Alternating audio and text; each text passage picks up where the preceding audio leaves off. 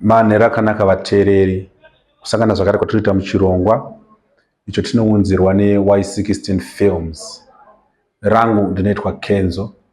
Nhasi muchirongwa ndine nhau dzandoda kuti ndikuzivisei ruzhinji rweZimbabwe, nhau dziri kuitika munyika medu. Munozviziva kuti isusu tinokupai nhau handitika, saka nhasi toda kunge tichikupai nhau dziri kuitika munyika medu handitika.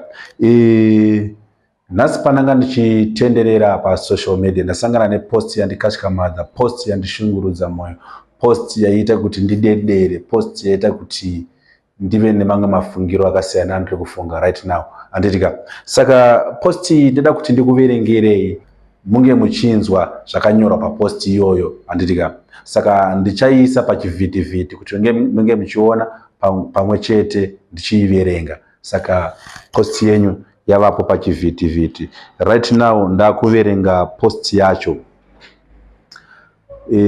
Hanzi afa neshura matongo, famba zvakanaka maraba, wakambotifadza shamwari yakapfupi, maraba afa uyu, onaiwo pano zvaitika, afa asina munhu anogara naye, awanikwa mumba atoora.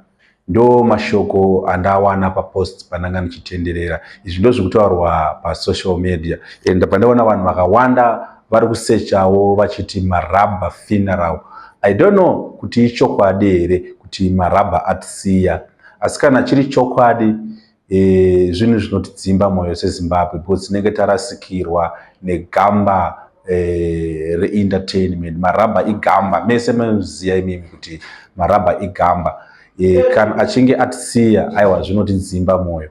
Saka ndisati ndaendera mberi, ndoda kuti ndikuratidzei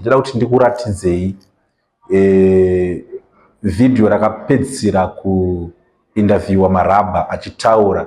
Tinzwe kuti post yandaona yekuti maraba ashaya nevideo rakapostwa randakaona maraba achiinterviewa zviri kuenderana here? Post iyoyo, mapost maviri aya ane ukama here kana kuti vanhu vari kungotaurawo? Saka regai tione video racho, ndichakuplayerai kuti muone. Saka ndakuplaya right now video racho kuti munge muchiona interview iyoyo, munzwe kuti zvine ukama.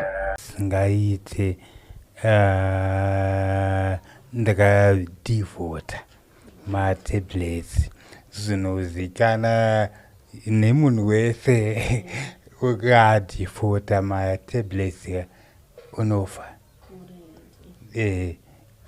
Kana masoja anomwawo, kana mapoisa anomwawo, kana manesi anomwawo.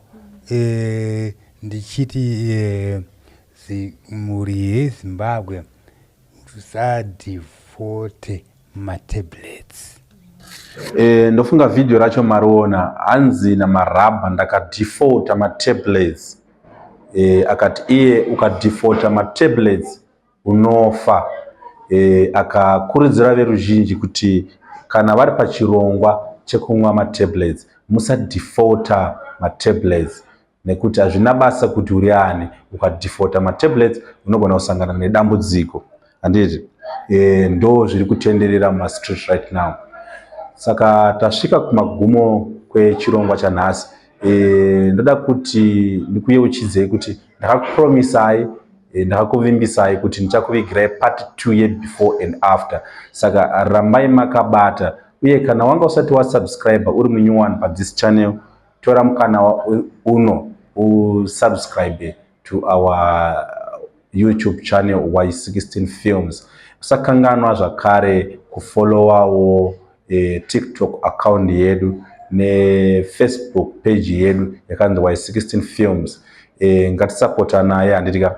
Mukandisapotawo ndinoimprova mukukupaiwo nhau handiti, uye ndinovanawo kamotivation kekuti zveshuwa zvandiri kuita zvine ari kuzvionawo, zvine ari kuzvirangarirawo. Saka ndatenda.